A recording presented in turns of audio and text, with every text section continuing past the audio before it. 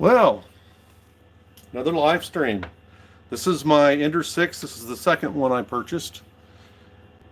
It is a operator's left-hand side Ender 6. Notice I have the spacers for the filament runout sensor. I have the opposite hand extruder drive here. And of course this was mounted in here as you would expect. But an Ender 6 has a very, very long Bowden tube. And others are making this modification. You can find pictures in the Facebook Creality Ender 6 users group.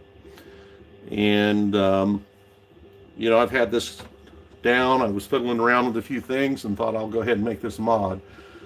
You can see I've made this block that normally what I would have is my Bowden tube going in a hole here and coming out in the center of this right over the fitting.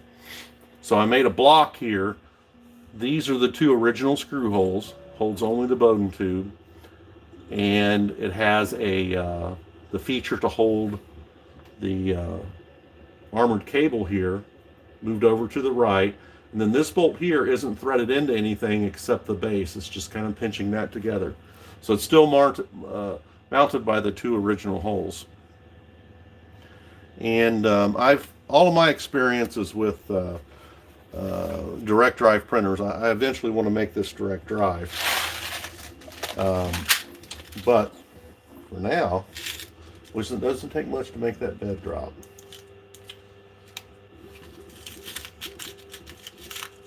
For now, I want to mount this extruder up here. Is that 4mm? Did I get the right fasteners? Let's see here. Nope, those are 5s. Okay, I gotta get some fasteners out of my fastener drawer.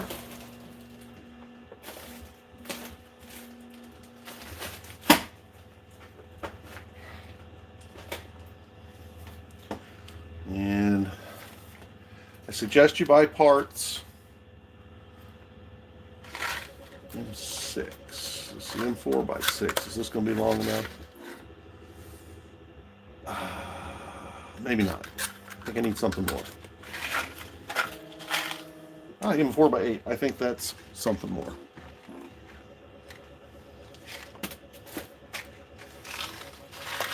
And you can see I made this, I reversed the side that the Bowden tube, or that the extruder is on this, because I needed to put this one in a corner.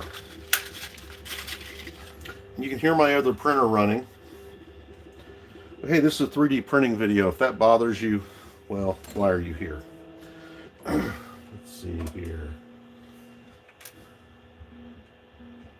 I don't have a lot of time here, so I'm just, but I just wanted to show this modification. This should let me lower my retraction quite a bit. I've also got some of the good quality tubing. I even forget at the moment what it's called. Capricorn tubing.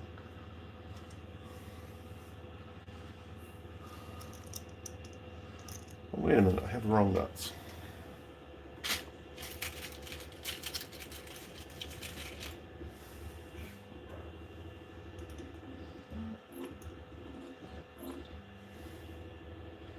That's the wrong nuts.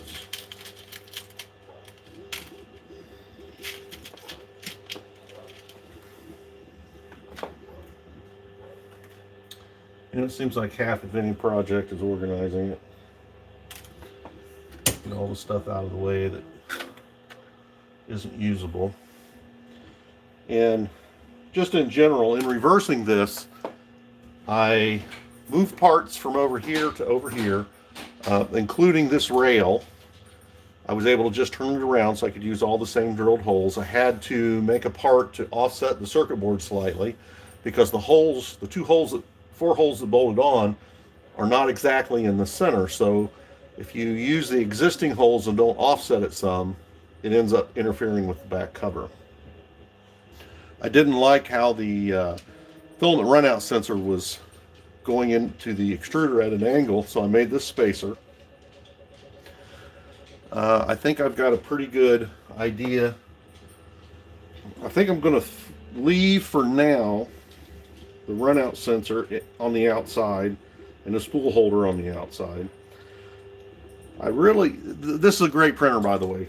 Don't take any of my ideas here as criticisms. But I really wish they had made the bed offset to one side so that you would have more room inside to put the filament holder inside.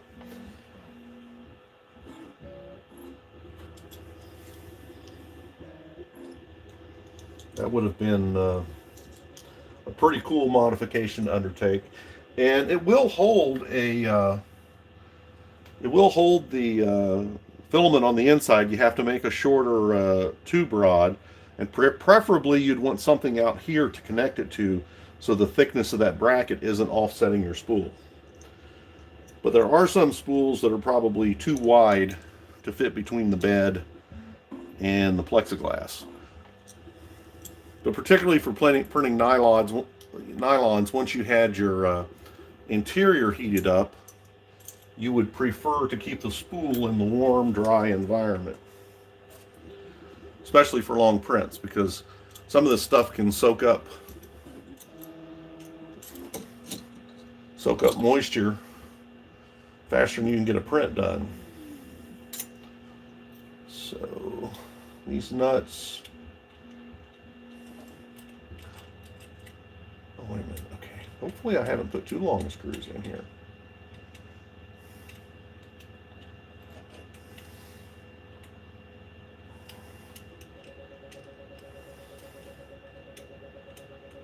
Need a little dab of something on the screw so the nut's guaranteed to turn.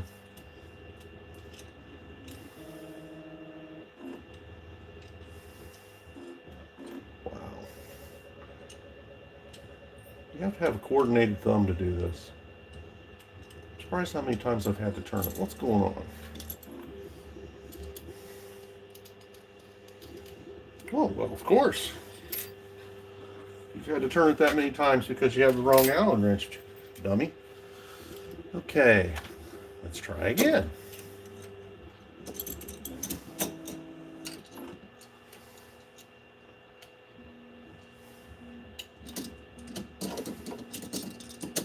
And when something doesn't seem right, it's usually not. There we go.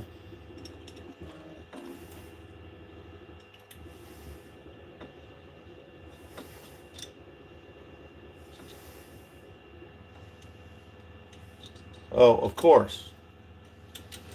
What else? So my screws that I didn't think were long enough were the right ones.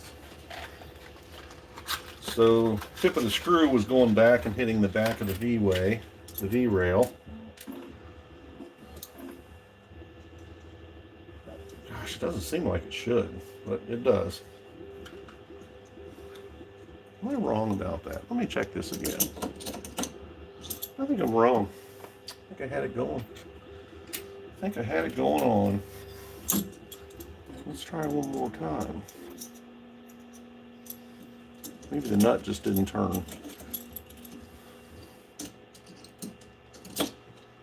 Okay. Yep, that's what it is. The nut didn't turn. Well, there's something we can do about that. The main thing that I should have done before I started broadcasting was put a little bit of Loctite on the threads and let it dry, let it cure. And that would gum them up a little bit and grip the nut and cause the nut to turn and grab in behind the rail.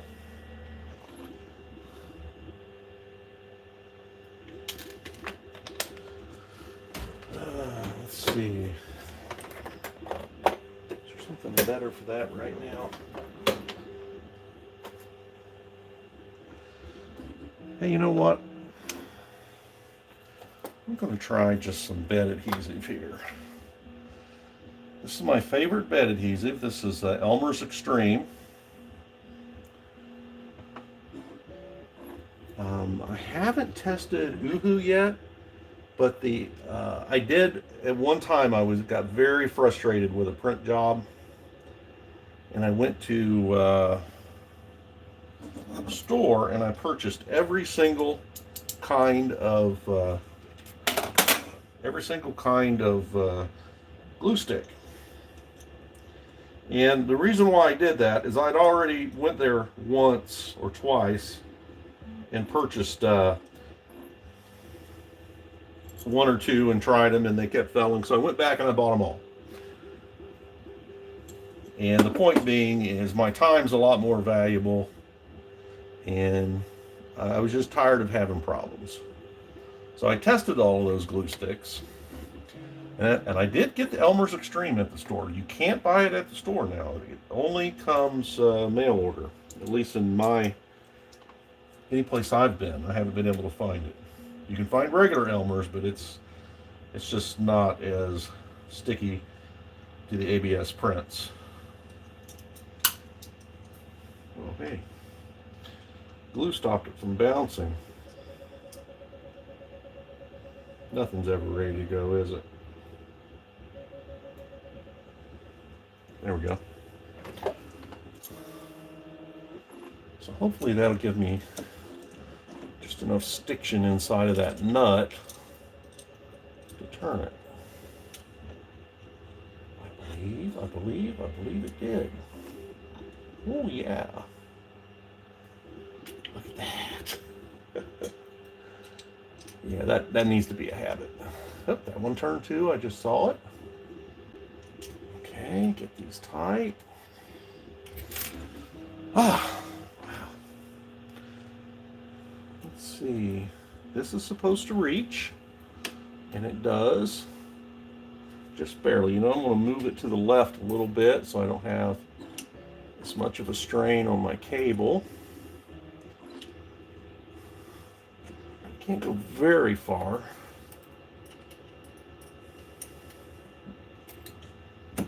There we go. I think I got about 3 millimeters.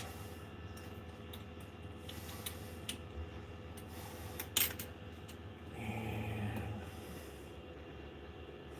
can I rearrange this a little bit? You know what? I can put this in front of this other bundle of wires, which will make them look a little more organized. Wow.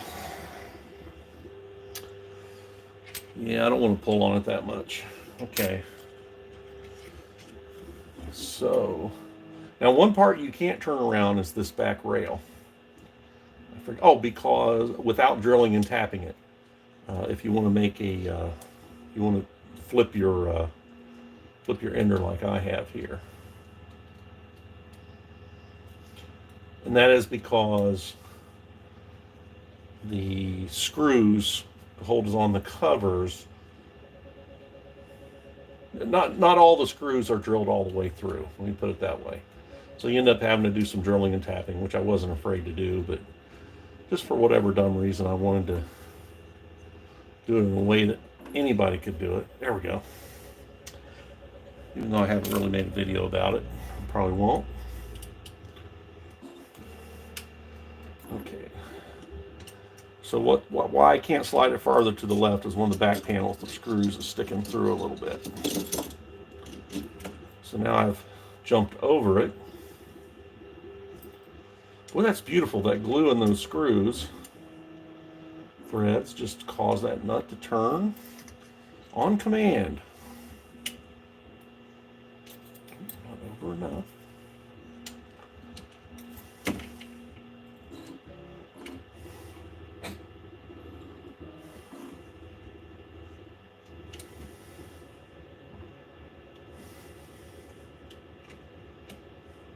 I'm just putting that bracket kind of even with the top rail. Not that it makes really any difference. Okay, now can I plug this in? I sure can. There's still a curve in the wire. And I think that's going to miss good enough. I was kind of hoping to turn this down inside. I still think I might do that. I'll probably come out the old extruder hole into this. I could flip this onto the inside, but I really am not ready to do the project of flipping the spool rack and putting it inside right now.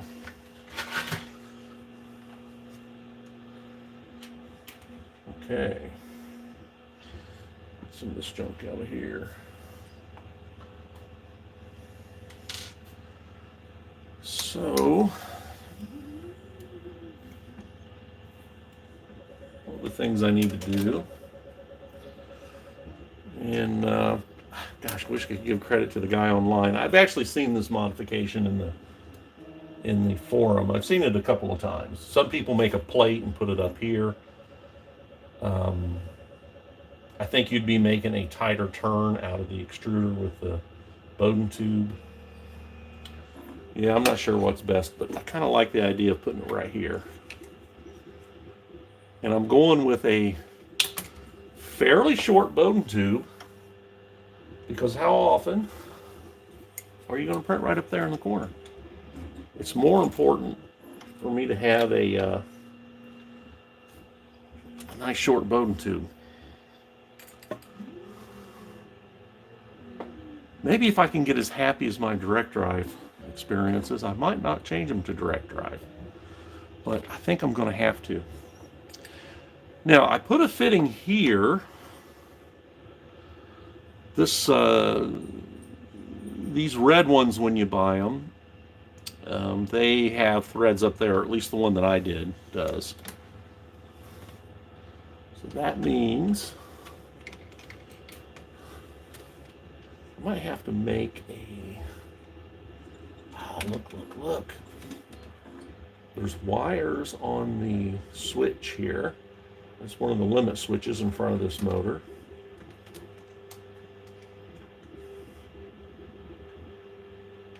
Can I use that? Nope, it still lets me hit the belt.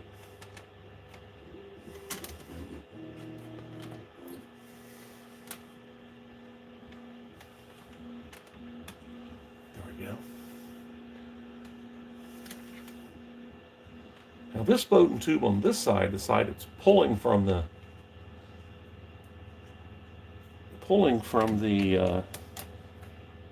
that's good. That's not going to hit anything that's moving. Let's see. Yeah, this goes back and stops before it gets to the tube.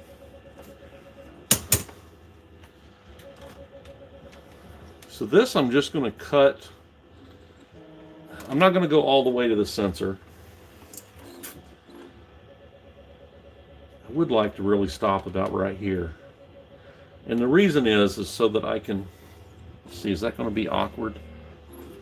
I think that's going to be awkward. It's nice to be able to push the filament up in there. Well, I may, you only live once, right? So I may regret this. I guess I could push it below the sensor. Let's see. Okay, we've got to put the spring back together. You have to remove these springs, by the way, to get this one screw out. Now, if I let this flip across the room, it could be the end of our fun. There we go. I'll drop that screw, but it fell right in and opened the door here. Come on, dude. Get a hold of it. Okay.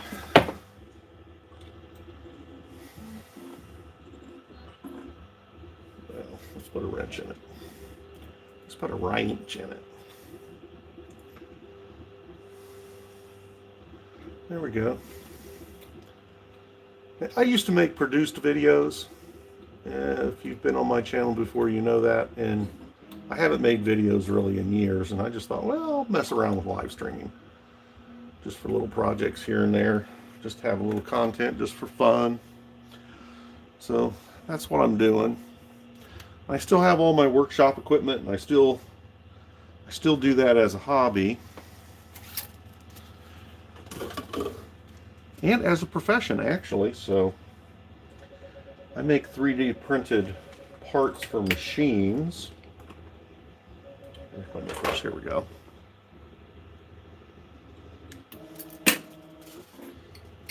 So I'm a practical 3D printer, but I still do machining projects from time to time. Okay.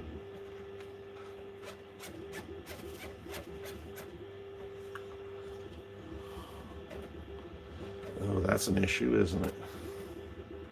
Oh, did I have it in the wrong spot? Okay, so I need something here to hold this so I can push against it. I probably should cut it a little shorter.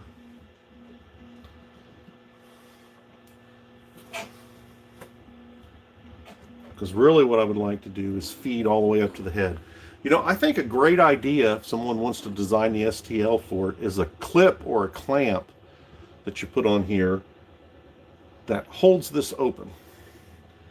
Because I sure do get tired of holding that.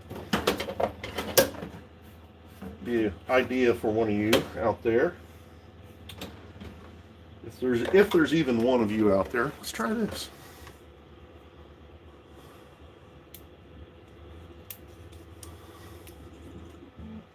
Oh yeah, I think this could work. Why not use a clamp? Oh, look at that. Now my two hands are adequate. Wow. The plans of mice and men. Okay. Let's try this again.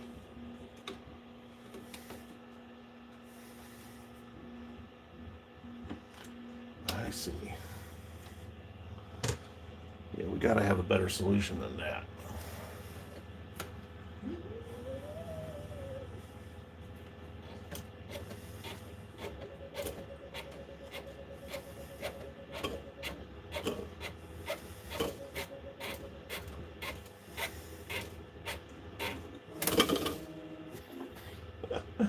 Oh, that's terrible.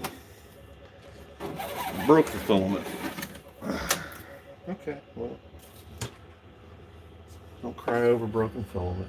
You know what? Since I got that out of there, I think this should be shorter. If it's too short, I'll cut it again.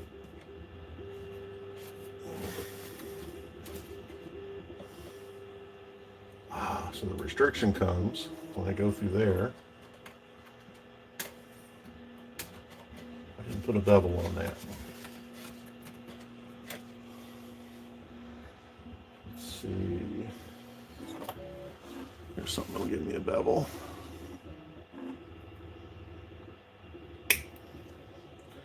Oh, it seems to work a little better. Yeah, so I got these two holes in here that mounted the extruder, so I should be able to make a plate that clogs this hole and grips this tubing out here.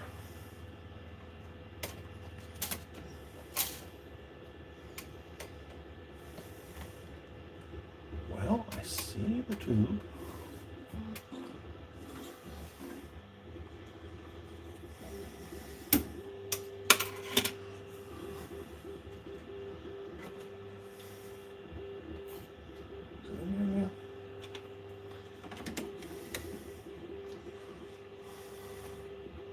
Real life is so tedious, isn't it? It's not in there.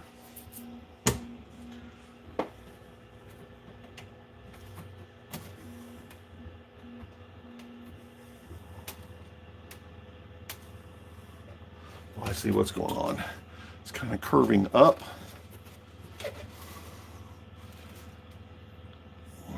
Curve that down just a little bit.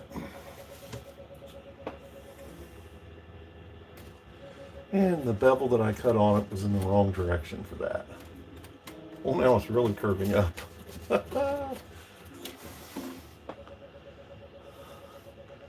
Here, let's put a ridiculous bend in it. Is that turning over by the time it gets up there? Nope.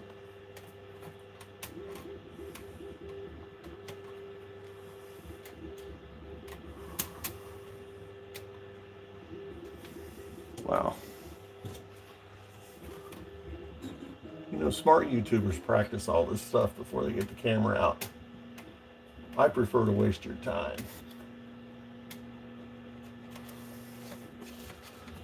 Let's start with a new end. There's no time like the present to give up and do something different. Actually, I'm going to cut it from the awkward side here.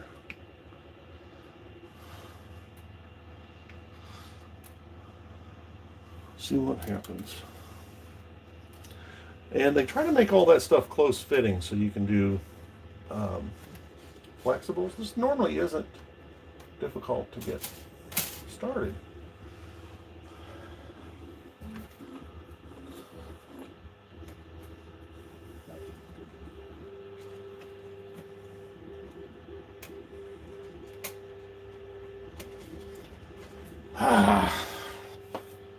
What on earth?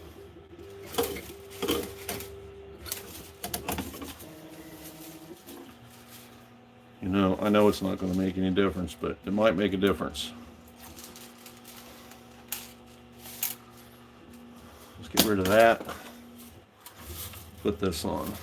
There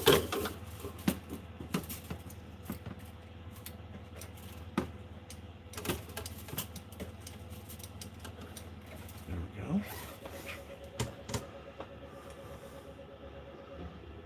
You know, this Capricorn tubing, it's a little closer fitting. You would think that would even be an assistance here, but no. No, it's not. What have I done wrong?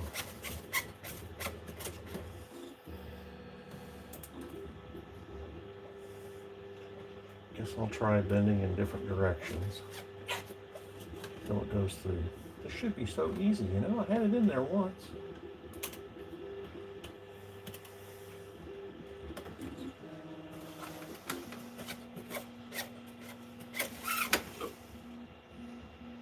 Bend it the other way. See what happens.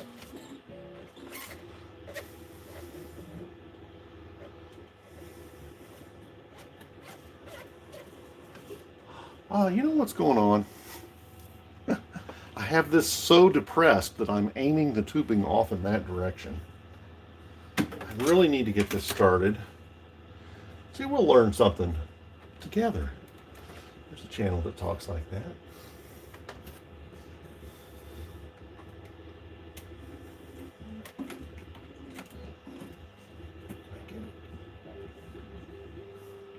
I think I got it.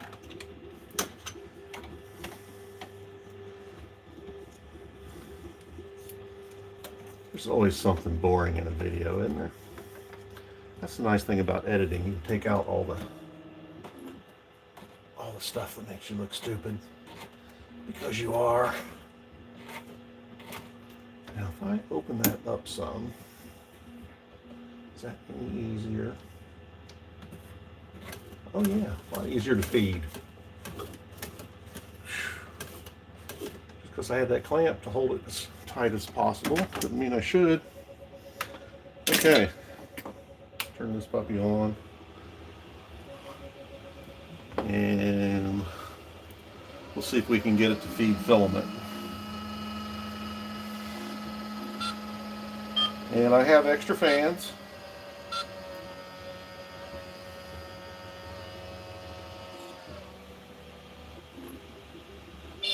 Yes. Settings. Refuel. And we're going to go 20. Okay, feed. Yes. Why on earth does it ask you after you tell it to feed if you're sure if you want it to feed? Do you really want me to heat the head up? Duh. No kidding. Yeah, and it won't feed if you answer no. So let's think about this. I'm looking at the twist I have in this. That's going to go back and hit the inside of my cardboard cover. And we can get some advantages maybe by turning that twist. This is pulled kind of snugly too, isn't it? I don't know. think it just how it naturally went in there is going to be okay.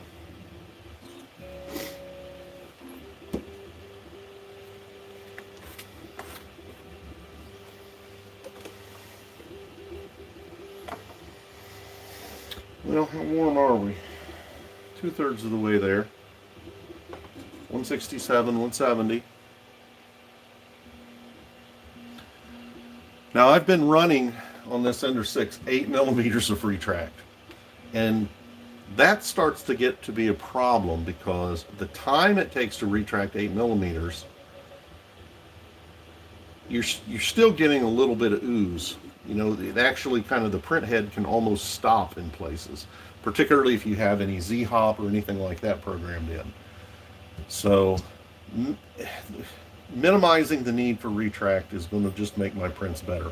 Ultimately, I'm going to buy an orbiter and mount it on top. Now I have two of these printers. The one you hear running, the musical, beautiful sound of the one you hear running, was the first one, and I'll probably convert that one if I make an improvement here. It's almost there. There it is. Feed. Ooh, look. Putting that under compression is curling that line. And here we go. We're driving filament out. Can you see that?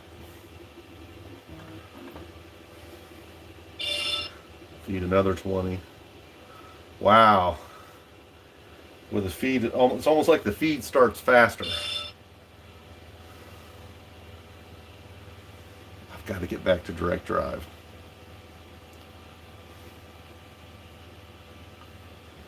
And the motors are locked. I'm a little surprised. I haven't seen red yet. It's a sign the end of my Bowden tube may not be right against the print head.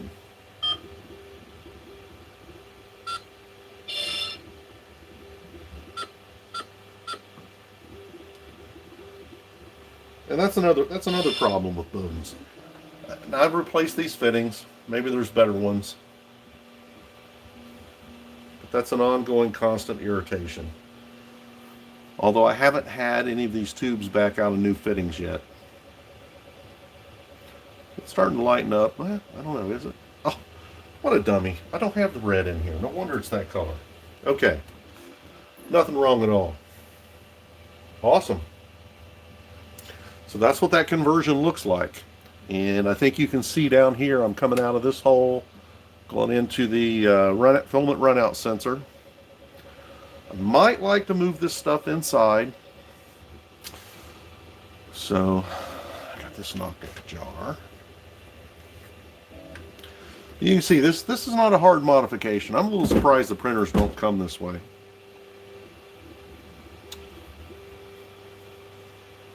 But you know, funny thing about China, they don't seem to invent anything. They just copy. So if you see this in the future, in the stock unit, it'll probably be in the Pro or the Plus version or something like that. I'm going to give this... I'm going to move it over a little bit. Get just a little closer. There we go.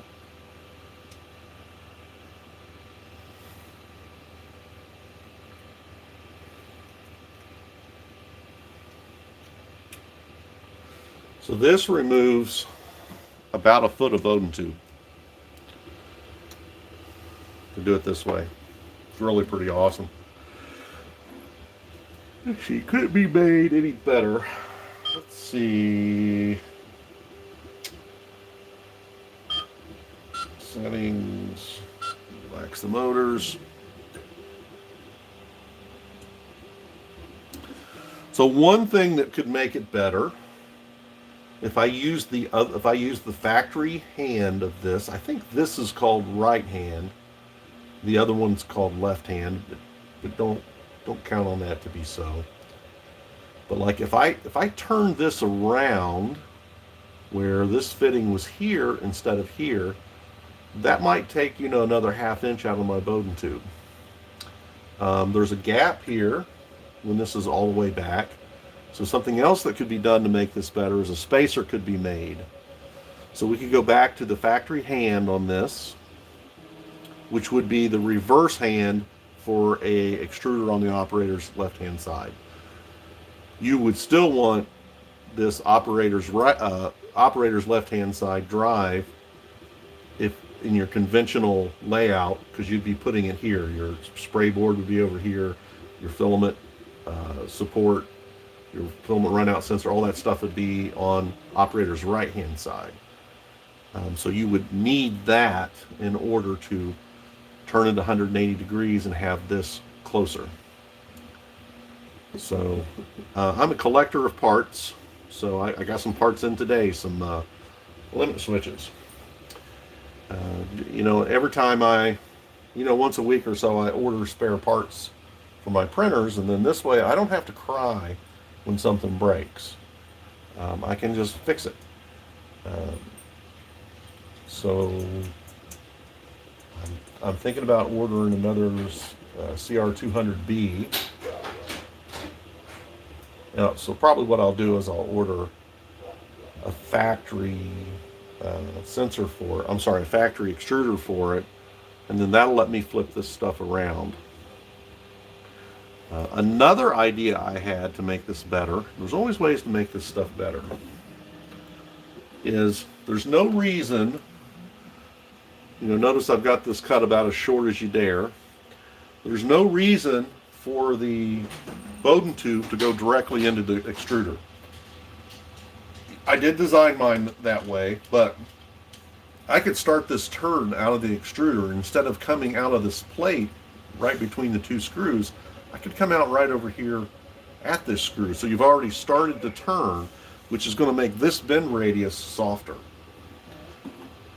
So there's a couple modifications I can make here. And probably what I'll do is I'll leave it just like this and get it tuned to work well. And then I'll make some parts to try to improve it a little bit. And I think primarily going to the other hand extruder, that'll help me a half an inch or 3/4 of an inch. This will help me another 1/4 of an inch. So I might be able to get almost another inch out of the tube, another 25 millimeters, at least another 20, I bet I can get out. And I'm not even counting moving this forward. So there is 2 fingers of gap there. So there's about 30 to 35 millimeters right there. So that spacer could be made that big. So even though this shortens the Bowden tube quite a bit, there's the potential to take out 2 more inches.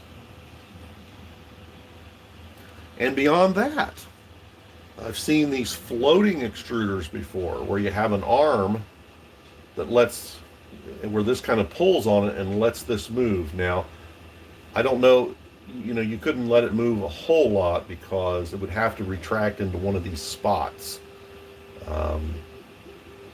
So yeah, I don't know how viable this machine is for that, but it's kind of a hybrid where you end up with a 6 or 8 inch Bowden tube and the extruder's here on an arm.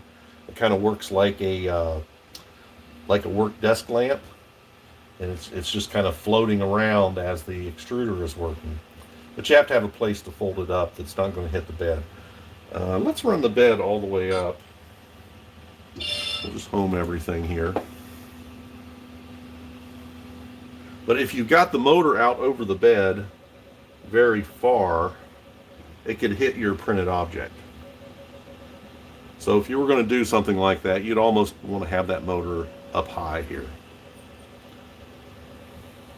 But it's a way of not having the carriage carry the weight of the stepper motor and the extruder. Really, the best thing to do is convert over to an orbiter. They're only 140 grams.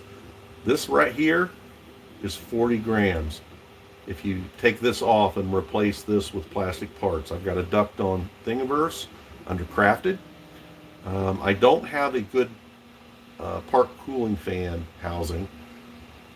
I designed one, but I don't really like it. It's too close to the head and it melts, even though it's printed in ABS. And I generally only work in ABS where I don't need a duct, but I will revisit that.